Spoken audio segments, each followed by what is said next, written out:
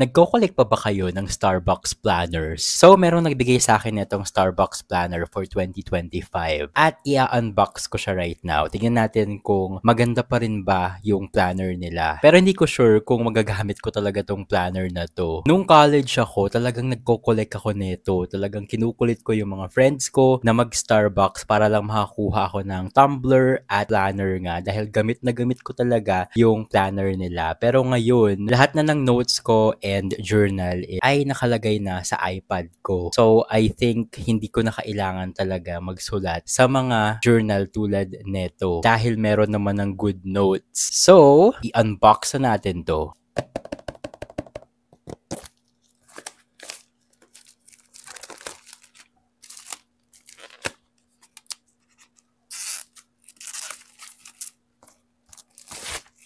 So, white ang pinili ko and meron ako dito nung planner nila from last year pero for 2024 pero wala pa tong sulat. So, tingnan natin ang loob nito. Bango. Amoy amoy bookstore. Ito siya.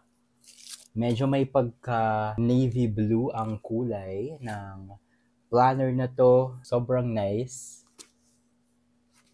Yan. Leather.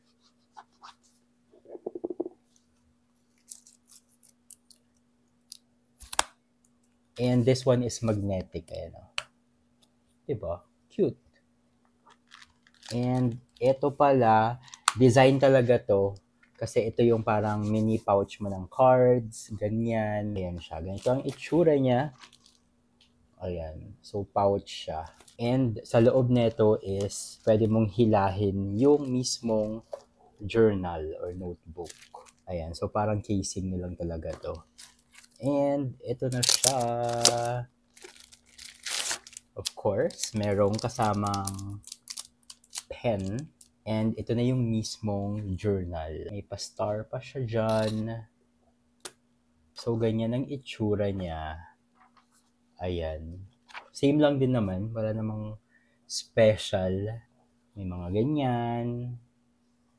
Mga mahilig mag-journal dyan, mag-diary, to-do list. And compare naman natin siya dito sa planner na nakuha ko from last year for 2024. Ayan. Nakadikit na siya. So, ito, separate yung notebook. Pero this one, nakalagay na siya dito. Ayan, nakabinder na siya dyan. Ayan. Pero feeling ko, mas maganda itong planner for next year kasi mas malaki yung space niya talaga para sa ating mga notes or entries, journal entries. Compared dito na medyo limited lang ang ating pagsusulatan. Ayan.